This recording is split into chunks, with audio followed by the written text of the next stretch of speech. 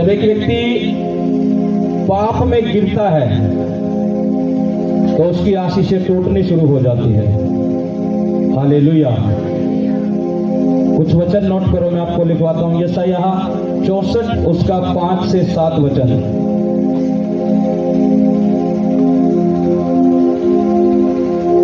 यशायाह 64 उसका 5 से 7। रोमियो 6 उसका 23। दानियल 5 उसका 1 से 2। दानियल 5 उसका 24 से 30।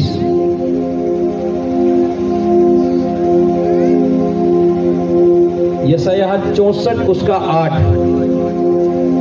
और मत्ती 13 उसका 24 और 25 वचन। ऊंची आवाज से बोलो हालेलुया। पढ़ेंगे यशायाह 64 उसका 5 से 7 वचन। तू तो उन्हीं से मिलता है जो धर्म के काम हर्ष के साथ करते हैं और तेरे मार्गों पर चलते हुए तुझे स्मरण करते हैं। देख, तू क्रोधित हुआ था। परमेश्वर क्या कह रहा है कि तू तो, उसका वचन कह रहा है कि तू तो उससे मिलता है जो धर्म के काम करते हैं। यानी जब एक व्यक्ति पाप से दूर रहता है तो परमेश्वर हमेशा उस व्यक्ति के साथ रहता है। जब एक व्यक्ति पाप में गिर जाता है, पाप करता है, तो सोच लो उसकी आशीषें टूटना शुरू हो चुकी है। उसकी आशीषों में ब्रेक लगना शुरू हो चुका है क्योंकि वो पाप में गिर गया है। वचन क्या कह रहा है? तू तो उससे मिलता है जो धर्म के काम करता है। यानी जब एक व्यक्ति अपने आप को पाप से दूर रखकर परमेश्वर के नजदीक लेकर जाता है तो परमेश्वर हमेशा उस व्यक्ति के साथ रहता है। पढ़ो। देख, तू क्रोधित हुआ था क्योंकि हमने पाप किया। क्या कह रहे हैं वचन? यशायाह कह रहे हैं कि तू तो क्रोधित हुआ था क्योंकि हमने पाप किया था। हाँ, हमारी यह दशा तो बहुत समय से है, क्या हमारा उद्धार हो सकता है? अब देखो क्या पूछ रहे हैं, क्या हमारा उद्धार हो सकता है? कि हमारी ये दशा तो बहुत दिनों से है। अगर एक व्यक्ति के जीवन में कोई दुख, कोई क्लेश है, उस व्यक्ति को जांचना है अपने जीवन में कि मेरे जीवन में अगर कोई पाप है, कोई मेरे जीवन में गुनाह है, कि ऐसा तो नहीं है ये जो दुख, जो क्लेश मेरा इतने समय से चल रहा उस पाप के कारण तो नहीं। वहां क्या करे यशायाह के परमेश्वर? वो लोग कह रहे कि हमने पाप किए, हमारी यह दशा बहुत दिनों से है। जब एक व्यक्ति पाप में पड़ा रहता है और पाप में पड़कर अपने जीवन को बिताता है, परमेश्वर में भी जलता है, वो उसी दशा में रह जाता है जिस दशा में वो पड़ा रहता है। लेकिन ऊपर क्या कहा? तू तो उससे मिलते हैं जो धर्म के काम करते हैं। वचन कहता है जब परमेश्वर ने देखा पूरी मानव जाति पाप में पड़ गई, और जब पूरी मानव जाति पाप में पड़ी, वचन में लिखा है कि परमेश्वर ने इस धरती को, पूरी धरती को जल प्रलय करने के लिए सोचा ताकि सारे मनुष्य जो है वो मर जाएं। लेकिन एक व्यक्ति मिला जो धर्मी था, उसका नाम नूह था। और यहाँ पर भी यशायाह में भी क्या कह रहे? तू तो उसको मिलता है जो धर्म के काम करता है। परमेश्वर ने जब पूरी मानव जाति को नाश करने के लिए सोचा तो एक व्यक्ति जो धर्मी था, परमेश्वर ने देखा कि नूह धर्मी है, उसको स्वप्न देकर कह दिया कि मैं तुझे बचाना चाहता हूं क्योंकि तू मेरी नजरों में धर्मी है, इसलिए मैं पूरी मानव जाति को, क्योंकि ये पाप में पड़ चुकी है, नाश करने पर हूं, तू अपने लिए जहाज बना ले। यानी जब एक व्यक्ति धर्म के काम करता है और परमेश्वर की नजरों में धर्मी रहता है, परमेश्वर उसे बचाना चाहता है। परमेश्वर उसको योजना देगा कि तू कैसे बचाया जाएगा। परमेश्वर उसे योजना देगा तू कैसे संभलेगा। हालेलुया। जब एक व्यक्ति धर्म के काम करता है तो परमेश्वर उसके साथ रहता है, और वचन भी यही कहता है। और यहाँ पर क्या करें वो लोग कि हमारी ये दशा तो बहुत दिनों से है क्योंकि हमने पाप किया था, हमने पाप किया था, हमारी ये दशा बहुत दिनों से है। जब एक व्यक्ति पाप में रहता है वो उस गड्ढे में रह सकता है जिस गड्ढे में पड़ा है वो। जो व्यक्ति धर्म के काम करता है, अगर कोई गड्ढा भी उसके सामने आएगा, परमेश्वर योजना देगा और उसे उस गड्ढे से बाहर निकाल लेगा, जैसे उसने नूह को निकाला। क्योंकि एक पानी, एक गड्ढा परमेश्वर ने देना था उन लोगों के लिए जो पाप में थे, लेकिन नूह को योजना बताकर एक नाव बनाने के लिए बोल दिया, उसे योजना दी और वो और उसका परिवार बचाया गया। जब व्यक्ति पाप में जाता है वो परमेश्वर से दूर हो जाता है, परमेश्वर की आशीषों से दूर हो जाता है जब एक व्यक्ति पाप में गिर जाता है। पाप परमेश्वर से अलग करता है। आपको पता है, आपके पास अगर जो बरकतें हैं जो परमेश्वर ने आपको दी है, अगर आप कोई पाप करोगे वो फिर से टूटने लग जाएगी। आप चेक करो, दाऊद ने पाप किया था, दाऊद राजा था, राजा बनने के बाद उसने पाप किया था। चेक करो, राजा बनने के बाद ही जिस जंगलों से परमेश्वर ने उसे निकाला था, उसी जंगलों में वो नंगे पांव भागा था, अपने बेटे से बचकर, लोगों से बचकर, क्योंकि उसकी जान के पीछे पड़े थे। उसका खुद का बेटा उसे मारने पर था, क्योंकि परमेश्वर ने उसे श्राप दिया था कि तूने जो पाप किया है तेरे ऊपर, तेरे घराने पर तलवार लटकती रहेगी। और उसका खुद का बेटा उसे मारने की प्लानिंग कर रहा था, क्योंकि उसने पाप किया था। जब पाप किया तो उसने वो आशीष अपने जीवन में से टूटते हुए देखी जो परमेश्वर ने उसे दी थी। उसे राजा की गद्दी पर बिठाया था परमेश्वर ने, एक चरवाहे को, एक जंगल में रहने वाले व्यक्ति को परमेश्वर ने उसे राजा की गद्दी दी। लेकिन चेक करो, पाप किया उसने, और पाप के कारण वही वापस जंगलों में गया जिस जंगलों से परमेश्वर ने निकाला। वो बात अलग है, जब परमेश्वर से उसने सच्चा पश्चाताप कर लिया तो परमेश्वर ने उसे क्षमा किया और फिर से उसकी गद्दी उसे वापस दी, क्योंकि परमेश्वर दयालु भी है। लेकिन ऐसा नहीं कि हम बार बार पाप करें और बार बार माफी मांगते रहे, ऐसा नहीं। परमेश्वर चाहता है, आपको पता है, आप अगर टूटे हुए हो, आपकी चीजें टूटी हुई है, वो पाप एक कारण है उसका, जो वो चीजें तोड़ रखी है तुम्हारे परिवारों में, तुम्हारे जीवनों में, तुम्हारे चीजों में, जो शैतान ने तोड़ रखी। उसका कारण क्या है? सिर्फ एक पाप। शैतान कभी ऐसे किसी व्यक्ति को तोड़ नहीं सकता, वो पाप के द्वारा तोड़ना जानता है। उसने दाऊद को पाप में गिराया, फिर वो भागा। चेक करो, उसने साउल को, जो गद्दी पर था, साउल ने पाप किया था, जब साउल जो गद्दी पर था, उसके पाप के ही कारण उस गद्दी से वो उतर गया और वो मारा गया। चेक करो, हव्वा ने पाप किया, उस पाप के कारण ही वो जिस आदन की वाटिका में थी, उससे आदम और हव्वा को बाहर निकाला गया। यानी जो चीजें परमेश्वर देता है, अगर एक व्यक्ति पाप करता है तो वो चीजें उस पर से शैतान छीन लेता है, तोड़ देता है उसकी आशीष उसके जीवन में से।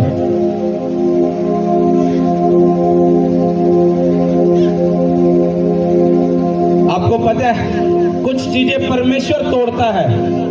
जब परमेश्वर तोड़ता है तो वो चीजें नहीं बनती है, बरकतों में जाती है। लेकिन कुछ चीजें शैतान तोड़ता है जो बनती नहीं, टूटी रह जाती है। अगर मान लो कोई व्यक्ति बिजनेस कर रहा है अपना, और वो व्यक्ति परमेश्वर के साथ वफादार है, परमेश्वर के साथ उसका जीवन वफादार है, और परमेश्वर उसके कामों को देखकर देख रहे हैं कि ये धर्म के अनुसार चल रहा है, मेरे धर्म के कामों को कर रहा है। अगर उस व्यक्ति का बिजनेस टूटता भी है, अगर उसके जीवन में से कुछ ऐसी बातें टूटती भी तो है, वो टूट इसलिए रही है क्योंकि परमेश्वर उसे कुछ बड़ा देना चाहता है। अगर एक व्यक्ति पाप में होकर रहे और उसका बिजनेस टूटे, वो पाप करे, वो ये ना सोचे कि मेरा बिजनेस कुछ नया होगा, क्योंकि वो पाप के कारण वो चीजें शैतान ने तोड़ी है, वो परमेश्वर ने नहीं तोड़ी। जिसे परमेश्वर तोड़ता है उसे ऊंचा करना जानता है, और जिसे शैतान तोड़ता है वो वहीं रह जाती है जिन चीजों में पड़ी है।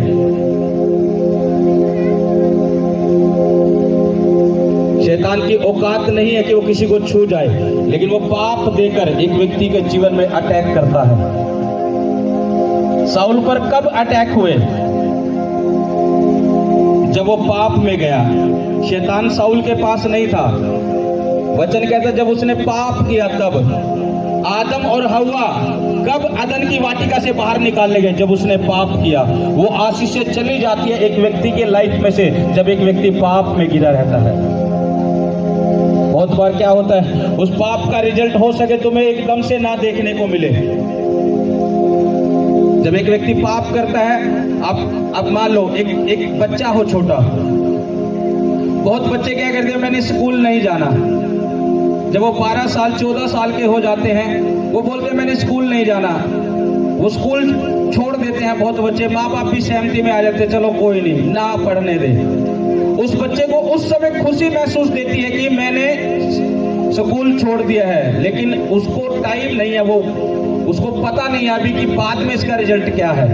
जब वो अपनी एज में आएगा, जब उसकी शादी होगी, बच्चे होंगे, जब उसे काम काज करना पड़ेगा, वो दुखी होकर काम काज करेगा, फिर उसे याद आएगा कि मैं अगर पढ़ता लिखता तो कुछ अच्छा काम करता, क्योंकि उसका असर उस समय उस बच्चे को दिखाई नहीं दे रहा, क्योंकि उस समय तक उसके माँ बाप उसे खिला रहे हैं। जब उसके ऊपर टाइम आएगा, उसे पता लगेगा कि मैंने क्या खोया था उस समय। सेम पाप का रिजल्ट ऐसे ही है। आज हो सकता है कि व्यक्ति पाप में पड़ा, उसका रिजल्ट नजर ना आ रहा हो, लेकिन जब उसका रिजल्ट आता है तो पता लगता है कि यहां पाप किया था और इसका रिजल्ट यहां आया है। बहुत बार माँ बाप पाप करते हैं, हो सकता है माँ बाप की लाइफ में वो रिजल्ट ना हो, लेकिन उनके बच्चों पर असर आता है। अगर माँ बाप पाप करेंगे, हो सकता है माँ बाप उस पाप का असर ना देख रहे हो, क्योंकि हो सकता है वो समय अभी ना हो। एक बच्चे ने अभी स्कूल छोड़ा है, उसका असर बाद में दिखेगा, जब वो अपनी एज में आएगा, जब उसे पता लगेगा कि मैं कुछ पढ़ता लिखता तो मैं अच्छा काम काज करता, मैं दुखी हो रहा हूं इन कामों को कर कर, जो एक मजदूरी मैं कर रहा हूं। आज हो सकता है कुछ माँ बाप पाप में हो, कोई कमियां हो, कोई कमजोरियां हो, लेकिन उन्हें लग रहा हो कि सब कुछ ठीक चल रहा है, मैं भी ठीक हूं, मेरा परिवार भी ठीक है, लेकिन याद रखना उसका असर बच्चों पर जाता है। जब एक व्यक्ति पाप करता है, यीशु मसीह हमारा पिता है कि नहीं? वो पिता है कि नहीं हमारा? जब उस पिता ने आज्ञा पूरी की, हमारे पाप उठा लिए अपने बच्चों के, तो माँ बाप भी जो यहाँ पाप करते हैं उसका असर बच्चों पर जाता उनके। हमारे उस यीशु ने, उस पिता ने वो पाप उठा लिए, तो असर क्या हुआ? उसके बच्चे उस पाप से छुड़ाए गए। जब आज की डेट में भी जो माँ बाप आज अगर कोई गुनाह, कोई पाप कर रहे हैं, तो उनका असर हो सकता है तुम्हें अभी ना देखने को मिला, लेकिन याद रखना वो असर तुम्हारे बच्चों के लिए तुम तैयार कर रहे हो।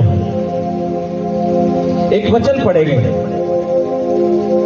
दानियल की पुस्तक, उसका 5 अध्याय, उसका 1 से 2। बेलशस्सर नामक राजा ने अपने बेलशस्सर राजा ने अपने 1000 प्रधानों के लिए 1000 प्रधानों के लिए बड़ा भोज किया, और उन 1000 लोगों के सामने दाख मधु पिया, दाख मधु पीते पीते बेलशस्सर ने आज्ञा दी कि सोने चांदी के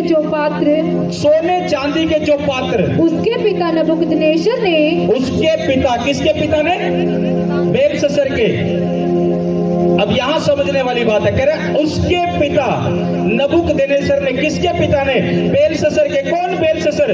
जो सोने चांदी के पात्र मंगवा रहा है, जो उसके पिता नबूकदनेस्सर ने परमेश्वर के मंदिर में से लूटे थे, जो बर्तन, जो चोरी किए थे, जो लूट कर लेकर आया था, वो बर्तन वो मंगा रहा है बेलशस्सर, जो उसके पिता ने लूटे थे। पढ़ो इस वचन को पूरा करो। यरूशलेम के मंदिर में से निकाले थे, जो उसके पिता नबूकदनेस्सर ने यरूशलेम के मंदिर में से निकाले थे, यानी परमेश्वर के भवन में से बर्तन निकाले थे सोने चांदी के, वो लूट कर लेकर आया था। हाँ, उन्हें लाया जाए। वो नबूकदनेस्सर का बेटा कह रहा है। नबूकदनेस्सर मर चुका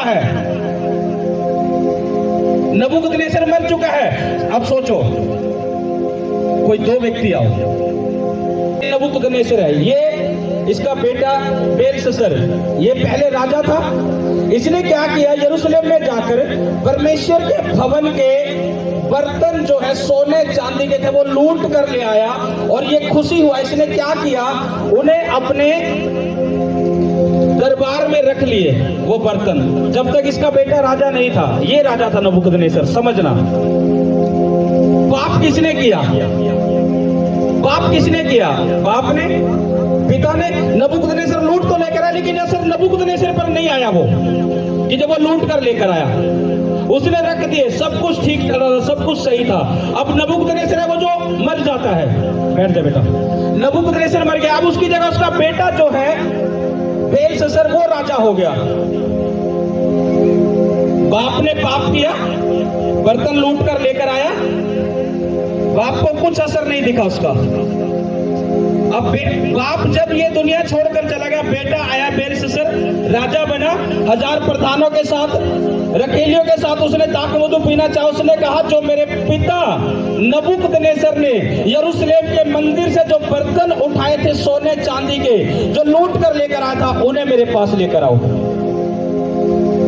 अब बेलशस्सर ने मंगाया और वो परमेश्वर के भवन के मंदिर के बर्तनों में वो दाखमधु वो पीने लगा वो चीजें, और परमेश्वर को क्रोध आया। पढ़ो अब इस वचन को पूरा देखो। उन्हें लाया जाए, वो बर्तनों को कह रहे हैं हाँ, कि राजा अपने प्रधानों और रानियों और रखेलियों समेत उनमें पिए। हाँ। तब जो सोने के पात्र यरूशलेम में परमेश्वर के भवन के मंदिर में से निकाले गए थे वे लाए गए, और राजा अपने प्रधानों और रानियों और रखेलियों समेत उनमें पीने लगा। राजा पीने लगा। पाप किसने किया? बाप ने। अगर बाप बर्तन ना चोरी करता, ना लूट कर लेकर आता मंदिर से, तो बेटा ये हरकत करता ही ना। माँ बाप जो पाप कर रहे हैं उसका असर बच्चे पर है। नबूकदनेस्सर ने बर्तन तो चोरी कर लिए, कोई असर नहीं दिखा उसकी लाइफ में। जब उसका बेटा उसकी जगह राजा हुआ, कहां उस पाप ने पकड़ा? उसका बेटा बोलने लगा कि बर्तन ले आओ जो मेरे पिता ने लूटे थे परमेश्वर के भवन के मंदिर के, उन्हें लेकर आओ। उनमें अपने प्रधानों के साथ, रानियों के साथ, रखेलियों के साथ दाखमधु पीने लगा।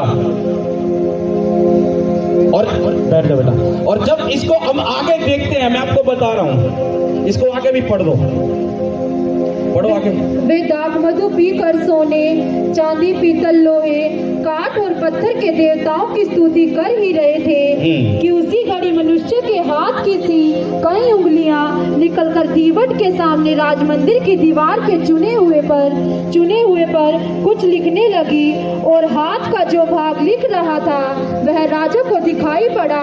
उसे देखकर राजा भयभीत हो गया। वो बेलशस्सर डरने लगा, भयभीत हो गया, इतना कांपने लगा कि उसके घुटने जो आपस में टकराने लगे उस चीज को देखकर। पढ़ो।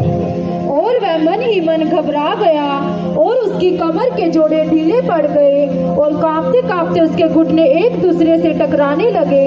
तब राजा ने ऊंचे शब्द से पुकारकर तंत्रियों, कसीदियों और अन्य भावी बताने वालों को हाजिर करवाने की आज्ञा दी। जब बेबीलोन के अब सुनो, रुक जाओ यहीं। जब बेलशस्सर ने वो चीजें देखी कि ये क्या लिखा गया, वो उंगली परमेश्वर की थी, क्योंकि परमेश्वर का न्याय आया था बेलशस्सर के ऊपर।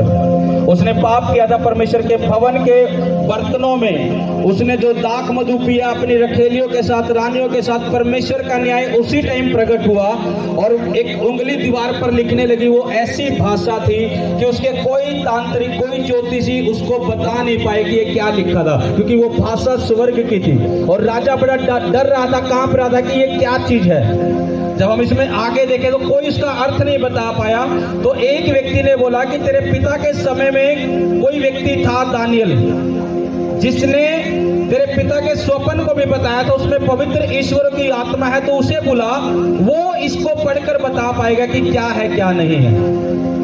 अब दानियल को बुलाया जाता है कि क्या लिखा है। दानियल उस भाषा को पढ़कर वो कहता है कि तूने परमेश्वर की नजरों में पाप किया, तो परमेश्वर के तराजू में तोला गया, हल्का पाया गया है, इसलिए तेरा राज्य तुझसे ले लिया जाएगा, क्योंकि तूने पाप किया है। पाप उसके पिता ने किया था, वो बर्तन लाकर। अगर वो बर्तन ना लाता तो उसका बेटा बेलशस्सर इस पाप में ना पड़ता। इस चीज को समझो कि वो असर कहां हो रहा है, कितने सालों बाद हो रहा है। बाप ने पाप किया, असर बच्चों पर जा रहा है। आज अगर कोई भी तुम पाप कर रहे हो सकता है उसका असर तुम्हें नजर नहीं आ रहा हो। आने वाले दिनों में जब बच्चों पर असर होता है तब दिखता है कि ये पाप कहां था।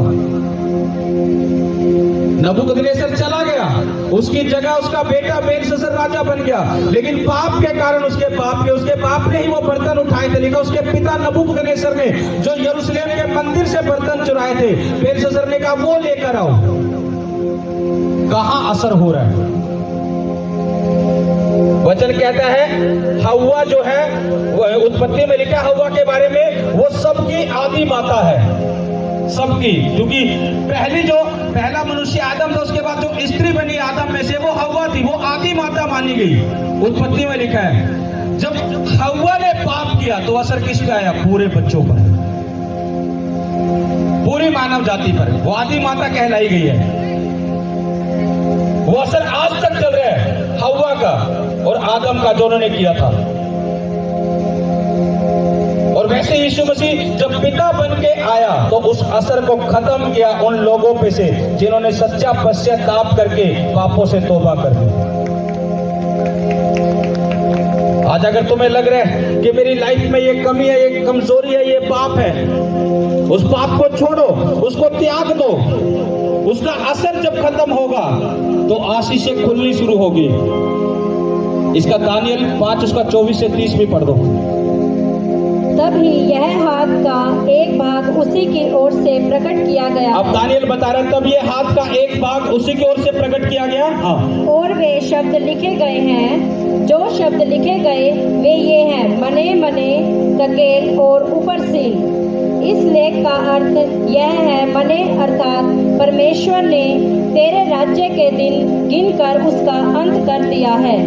तकेल अर्थात तू मानो तराजू में तोला गया और हल्का पाया गया है। परेस अर्थात तेरा राज्य बांटकर मादियों और फारसीसियों को दे दिया गया है। तब बेलशस्सर ने आज्ञा दी और दानियल को बैंजनी रंग का वस्त्र और उसके गले में सोने की कंठमाला पहनाई गई। हालेलुया। जब दानियल को ये चीजें प्रकट हुई, दानियल ने बताया, जब इस वचन को नीचे आगे तक पढ़ोगे तुम, आगे जाकर लिखा कि बेलशस्सर भी उसी टाइप मर जाता है। जब इसको आप नीचे पढ़ोगे स्टोरी को, जिसने पाप किया था, पाप कमाया किसने था? उसके बाप नबूकदनेस्सर ने। आया असर किस पर? नबूकदनेस्सर तो चला गया अपनी उम्र पूरी करके, लेकिन जब बेटे के ऊपर असर आया तो ये बेलशस्सर भी आगे जाके मर जाता है। जब इस वचन को नीचे तक पढ़ोगे थोड़ा, यानी पाप वो चीजें तोड़ता है जो परमेश्वर दे के रखता है, और तौबा उन चीजों को बना देती है। फिर से एक सच्ची तौबा जब हम कर लेते हैं परमेश्वर के सामने, वो उन चीजों को बनाना शुरू कर देती है जो शैतान ने तोड़ रखी होती है। एक सच्ची तौबा, एक सच्चा पश्चाताप उन चीजों को बनाता है।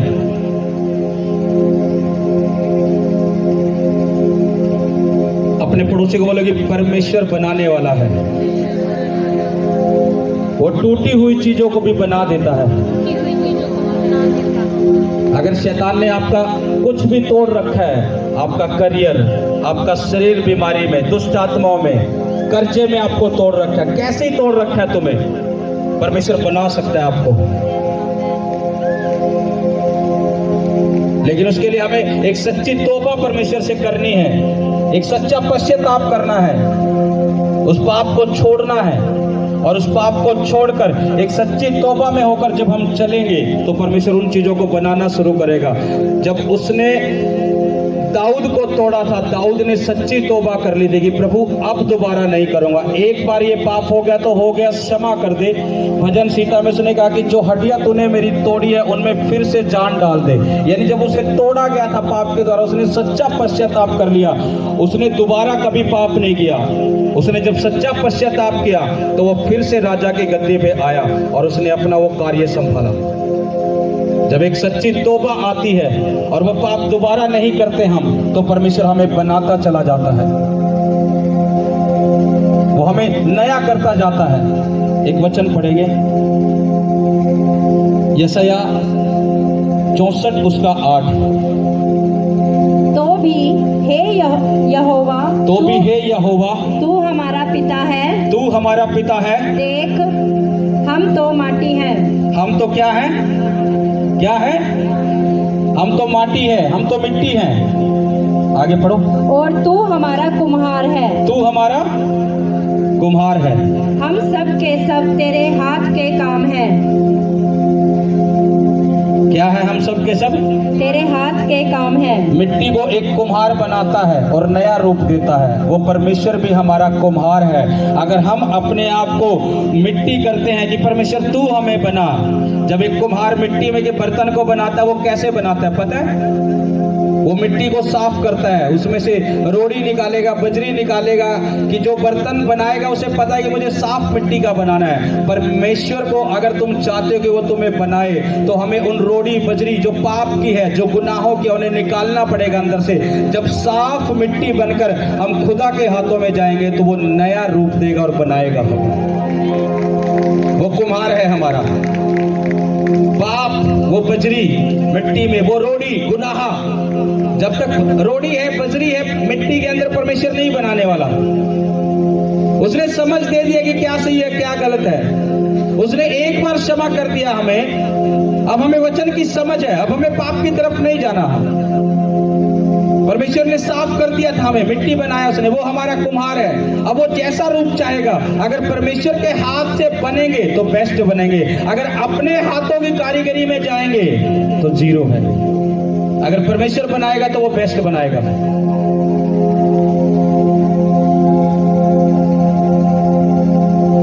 आपको क्या लगता है दाऊद कौन था जब एक राजा बना?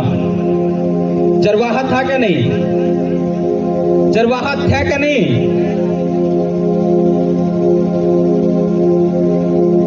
परमेश्वर आपको बना सकता है ऊंचा।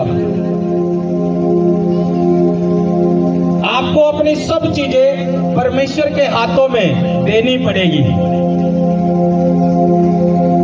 जब वो बनाएगा तो बेस्ट बनाएगा। दाऊद को पता क्यों भेड़ बकरियां चराने के लिए भेज रखा था? पुराने टाइम में जो भेड़ बकरियां चराते थे वो ऐसे बच्चे को देते थे जो निकम्मा होता था, निठल्ला होता था, जो किसी काम का नहीं होता था। लेकिन जो दाऊद के और भाई थे वो समझदार थे, उन्हें पता था हमें अच्छा बिजनेस करना है। उन्होंने अपने बिजनेस के पीछे गए, राजा के साथ लग गए कि राजा के साथ रहेंगे, हम काम काज करेंगे, हमारा नाम होगा। लेकिन दाऊद क्या था? चेक करो, एक चरवाहा, भेड़ बकरियां चराने वाला। उसने अपने बिजनेस को अहमियत नहीं दी थी कि मैं भी एक अच्छा बिजनेस करूं, मैं भी ऐसा हो जाऊंगा। उसे कोई मतलब नहीं था। उसने अहमियत दी थी तो सिर्फ परमेश्वर को। और चेक करो क्या काबिलियत थी उसके अंदर है। जब परमेश्वर को उसने उस चरवाहे के टाइम में भी याद रखा, उस दुख में भी, जो उसके भाई नहीं बन पाए, दाऊद राजा बन गया उस गद्दी पर।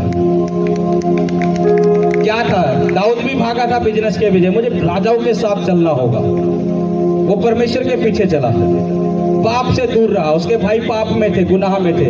अगर जो अभिषेक शैमुएल ने किया था दाऊद को, वो उसके बड़े भाई के ऊपर आना था, लेकिन वो बड़ा भाई पाप में पाया गया तो परमेश्वर ने उसका इनकार कर दिया।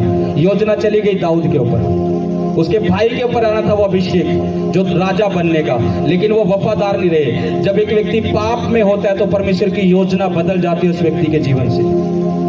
वो दाऊद के ऊपर आई, दाऊद देखा। लोग कहते हैं जब विश्राम दिन भी हो हम काम काज के पीछे भागते हैं। मुझे अपने परिवार को भी देखना है, जब परमेश्वर के पीछे चलेंगे तो परमेश्वर बेस्ट दे देगा। दाऊद कितना वो था, कितने उसने पहुंच लगाई कि मुझे राजा बनाओ। उसकी सीधी पहुंच स्वर्ग से थी। परमेश्वर ने कैसे बना राजा? उसके भाई भी नहीं बन पाए जो राजा के साथ थे, लेकिन दाऊद जो है उस गद्दी पर बैठ गया राजा वाली। और कैसे बैठा पता है वो? कैसे बैठा? उसका मेन कारण क्या था दाऊद का जाने का? चरवाही था, सिर्फ चरवाही ही था उसका जीवन। उसका कितनों को पता है कि उसका मेन मकसद क्या था राजा के पास? कैसे गया वो? सिर्फ चरवाहे के कारण नहीं गया। नोट कर लेना कुछ बातें। सिर्फ चरवाहे के कारण नहीं गया। वो चरवाही तो कर रहा था भेड़ बकरियों की, लेकिन चरवाही करते करते वो परमेश्वर की आराधना उसने करनी नहीं छोड़ी थी। उसके पास एक वीणा थी जो वो बजाता था तो परमेश्वर की आराधना करता था। वीणा बजाकर दाऊद आराधना करता था। और साउल के पास, राजा के पास पहुंचने का कारण वही उसका गिफ्ट था, उसका उपहार था जो वो परमेश्वर की महिमा के लिए बचाता था। जब साउल के ऊपर दुष्ट आत्मा आया तो एक व्यक्ति ने कहा कि दाऊद है कोई जो अच्छी वीणा बजाता है, और जब उसे दाऊद को साउल के पास लाया गया, उसकी उस गिफ्ट के साथ लाया गया जो वो बजाकर परमेश्वर की महिमा करता था। और वो वीणा जब साउल के पास बजाता, वो दुष्ट आत्मा साउल को छोड़कर चला जाता। तो उसका कांटेक्ट हुआ राजा के साथ। कौन सी पहुंच लगी? जब एक व्यक्ति अपने गिफ्ट को परमेश्वर के कामों के लिए लगाता है, पाप से दूर रहकर, उसके गिफ्ट परमेश्वर में इस्तेमाल किए गए उसे ऊंचा कर देते हैं। तुम्हें कुछ भी आता हो, तुम्हें पता है कि मुझे जो काम आता है ये परमेश्वर के भवन के लिए जरूरी है, मैं इसे कर सकता हूँ, कर सकती हूँ। जब तुम अपने गिफ्ट को, अपने उपहारों को, अपने वरदानों को परमेश्वर के लिए लगाते हो तो तुम्हें किसी की पहुंच की जरूरत नहीं है। दाऊद ने कौन सी पहुंच लगाई? सिर्फ वो उपहार जो गिफ्ट था वीणा बजाने का, वो परमेश्वर की महिमा के लिए इस्तेमाल करता था। और एक व्यक्ति ने कहा, जब साउल को दुष्ट आत्मा सताया, कि एक व्यक्ति है जो अच्छा वीणा बजाता है, उसका नाम दाऊद है। उसने कहा ठीक है, उसे लेकर आओ। लेकर आए।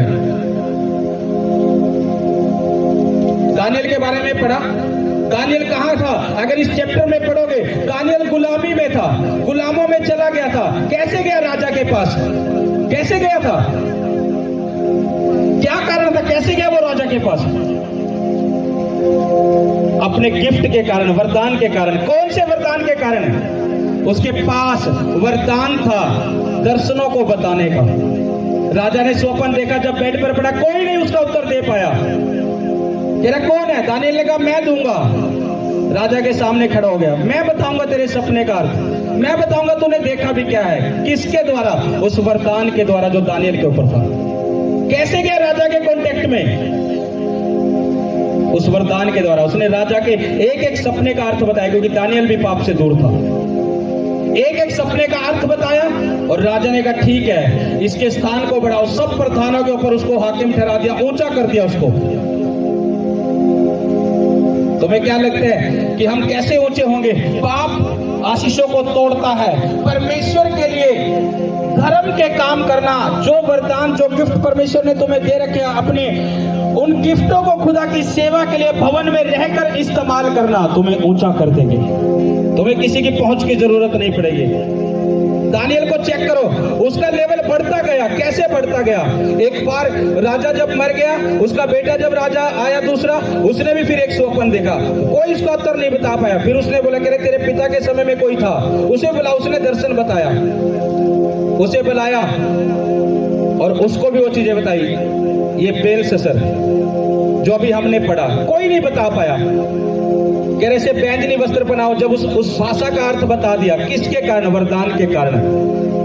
आपका वरदान हो सकता है आप भवन में खाना बनाने की सेवा में हो, आप किस रीति से उसे इस्तेमाल कर रहे हो वो आपके ऊपर है। आप वफादारी से कर रहे हो खाना बनाने में, या संसारिक रीति पे कर रहे हो?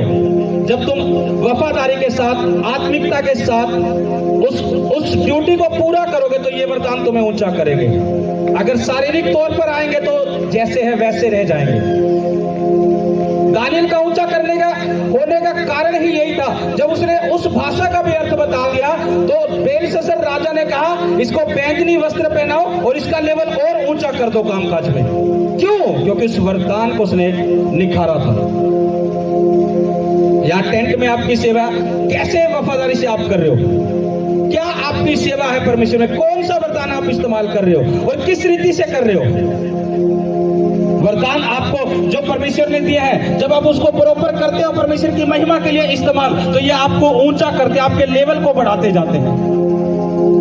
वचन क्या कहता है ये सब में? कह रहे तो उनको मिलता है जो धर्म के काम करते हैं।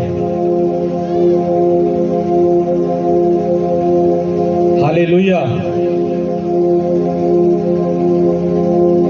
परमेश्वर की सेवा कुछ भी तुम्हें दिया है, कुछ भी वरदान तुम्हें दिया है परमेश्वर ने, कुछ भी काम तुम कर रहे हो, हर व्यक्ति को परमेश्वर ने अलग अलग वरदान दिए हैं। किसी की ड्यूटी साउंड में, किसी की टेंट में, किसी की खाना बनाने में, किसी की तरह तरह के जैसा वरदान जिसके पास है वो उन वरदानों से सेवा कर रहा है। और याद रखना, जब वफादारी से करते जाओगे, मैं तुम्हें नहीं देखूंगा लेकिन परमेश्वर तुम्हें देखेगा। जब वफादारी से करते जाओगे ये चीजें तुम्हें और बनाएगी और निखारेगी, क्योंकि तुम अपने आप को मिट्टी करके परमेश्वर के हाथों में दे रहे हो और वो तुम्हें बनाता जाएगा।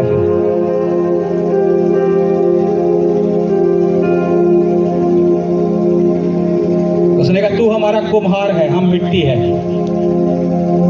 लेकिन आज परमेश्वर के हाथों में देना, अगर बाइबल के पूरे इतिहास उठाकर देख लो, जिन्होंने वरदानों के साथ सेवा की है। वरदान, मैं उन वरदानों की बात कर रहा हूं। अगर तुम एक गाड़ी चलाने वाले हो, तुम्हें गाड़ी चलाने का वरदान है, तो तुम गाड़ी की सेवा कर रहे हो, ये भी एक वरदान है तुम्हारे पास। तुम खाना बना रहे हो, परमेश्वर ने तुम्हें वो वरदान दे दिया, तुम खाना बनाने लग गए हो, तो ये भी एक वरदान आया है, तुम कैसे सेवा कर रहे हो। तुम यहाँ टेंट लगा रहे हो, किसको नहीं आता था। जब टेंट हमने लिया तो हम सोचने लगे कि कैसे टेंट को लगाएंगे, किसी को लगाना नहीं आता। सब टीम बोलने लगी जब हमने स्टार्टिंग में इस जगह पर आए। मैंने बोला परमेश्वर सिखाएगा, ये परमेश्वर का काम है, हमारा नहीं है। आज टेंट भी परफेक्ट लगता है, सब चीजें परफेक्ट होती है, क्योंकि परमेश्वर अपने लोगों को वरदान देता है अपनी महिमा के लिए। लेकिन उस वरदान को हमें अपने जीवन में निखारना पड़ता है। चेक करो, इतिहास उठाओ, चेक करो दाऊद का कैसे राजा के पास पहुंचना हुआ। वीणा उसका वरदान था, परमेश्वर की महिमा के लिए वो यूज करता था। दानियल का कैसे परमेश्वर राजा के पास पहुंचना हुआ, वरदान, उसके पास वरदान था स्वप्नों को बताने का। यूसुफ कैसे जेल से बाहर आ गया, उसके पास वरदान था दर्शनों का, भेद की बातों को बताने का। किसी व्यक्ति ने कहा जेल में एक व्यक्ति है तेरे ऐसे जो उस भेद को बता सकता है। राजा ने कहा बुलाओ उसको। कह रहे तूने ये स्वप्न देखे। यूसुफ ने भी उस वरदान का इस्तेमाल किया, प्रधानमंत्री की कुर्सी पर आ गया। चेक करो, इतिहास गवाह है परमेश्वर का। चेक करो कैसे परमेश्वर ने ऊंचा किया। जिन लोगों ने धर्म के काम किए हैं, परमेश्वर की हजूरी में रहकर, पाप से दूर रहकर, परमेश्वर ने अजीब और अजनबी रीति के साथ बनाया है। और जब उन्हें बनाया तो वो उनकी हिस्ट्री चेक करो, इतिहास चेक करो, परमेश्वर ने किस रीति से बनाया। यूसुफ एक जेल में कैदी था, प्रधानमंत्री बन गया। दानियल बंदी में चला गया था, बंदवाई में चला गया, राजा के साथ कॉन्टेक्ट हो गया। दाऊद भेड़ बकरियां चराने वाला था, कैसे राजा के साथ आया, कैसे राजा की गद्दी पर बैठा, उसके वरदान। वो हमारा कुम्हार है, जब हम उसके हाथ में चले जाते हैं तो वो नया रूप देता है हमें, वो बनाना जानता है हमें। उसने आदम को बनाया था, मिट्टी लेकर बनाया था, और जब बनाया उसकी नथनों में बाइबल कहती है अपने जीवन के श्वास को फूका था और वो जीवित प्राणी बन गया था। उसने हव्वा को बनाया। आज भी जो चीजें शैतान ने तुम्हारी लाइफ में तोड़ रखी है, परमेश्वर उन्हें बना सकता है, बना सकता है परमेश्वर उन्हें। तुम उन चीजों को उस रीति से मत देखोगे जो टूटी हुई है वो टूटी रह जाएगी। तुम इस रीति से देखोगे कोई है जो आज भी बना सकता है, उसका नाम यीशु मसीह है। सिर्फ मुझे सच्ची तौबा करनी है और वो चीज बनकर तैयार हो जाएगी यीशु मसीह के नाम से। हालेलुया।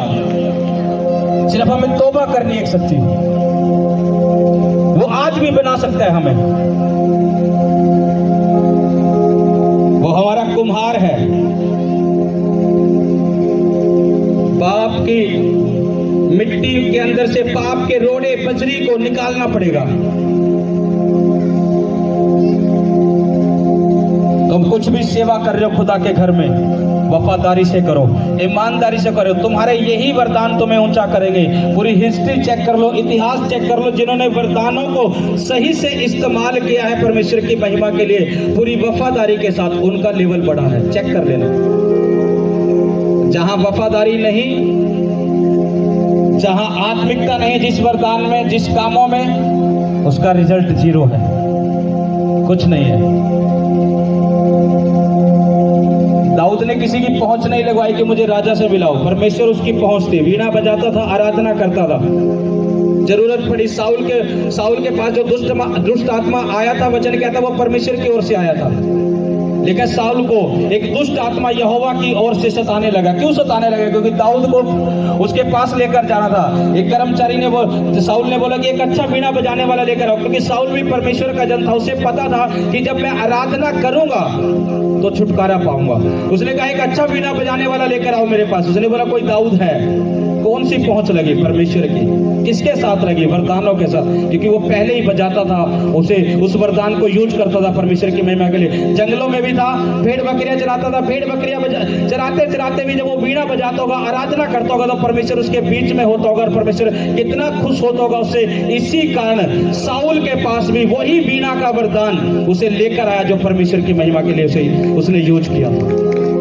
तुम जो चीजें यूज करते हो, जो वरदान खुदा ने तुम्हें दिया हुआ है, तुम खुदा के कामों के लिए, उसकी सेवा के लिए जब उन वरदानों को इस्तेमाल करते हो पूरी वफादारी के साथ, मेरे प्रियो नोट कर लेना, यही वरदान आपके लेवल को बढ़ाते हैं। कोई पहुंच नहीं है कि कोई पहुंच लगेगी कि यहां तक पहुंचा दे, कोई मुझे उस व्यक्ति से मिला दे, कोई उस लेवल का व्यक्ति मुझे मिला दे। नो, अगर परमेश्वर का वरदान तुम्हारे जीवन में है तो ये वरदान तुम्हें परमेश्वर के जो लेवल खुदा ने रखा तुम्हारा वहां तक ले जा सकते हैं। लोगों की मत सुनो, लोगों की मत सुनो, इधर उधर की बातें मत सुनो। हो सकता है तुम्हारे साथ रहने वाले लोग, तुम्हारे साथ सेवा करने वाले लोग तुम्हें भरमा दे, तुम्हें ऐसी बातों से भरमा दे कि तुम उस वरदान को भूल जाओ जो परमेश्वर ने दिया, और उस वरदान के साथ सेवा ना करके अपने ही मन से करने लग जाओ तो जीरो हो जाओगे, डाउन में आ जाओगे, कुछ नहीं मिलना। जब एक व्यक्ति पाप में गिरता है तो उसकी आशीषें टूट जाती है। मैंने आपको पहले समझाया है, अदन की वाटिका परमेश्वर ने दी थी आदम और हव्वा को, उनके जीवन से टूट गई वो आशीष जब उन्होंने पाप कर दिया, निकाल दिए गए उस अदन की वाटिका से। क्या हुआ? परमेश्वर का कुछ गया? आदम और हव्वा ने खोया अपना। साउल ने पाप किया, क्या हुआ? परमेश्वर का कुछ गया?